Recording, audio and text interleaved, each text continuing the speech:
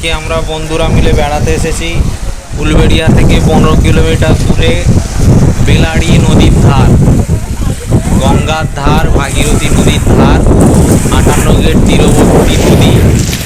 এটা মিনি দীঘা বললেও ভুল হবে না খুব একটা।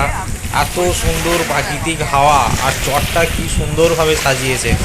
আগে আমরা আসতাম, এটা ধসে ভেঙে গিয়েছিল, এখন তো চরটা ভালোই বাঁধিয়েছে। এই যে প্রাচীরটা আছে, এই প্রাচীরের থেকে আরও প্রায় 200 মিটার দূর পর্যন্ত মানে নদীর চরটা ছিল, সব ভেঙে ভেঙে ধসে এখন অনেকটা কমে গিয়েছে নদীর চরটা। আজকে অনেক দিন পর এলাম, প্রায় 3-4 বছর পরে এখানে ঘুরতে এলাম। খুব সুন্দর হাওয়া, সেই জন্যে একটু দেখাই ভিডিও করে।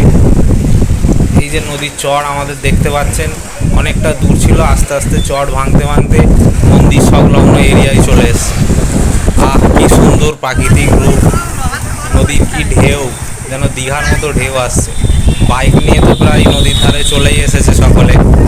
দেখা যাক, সব বসে আছে পাড়ে বসে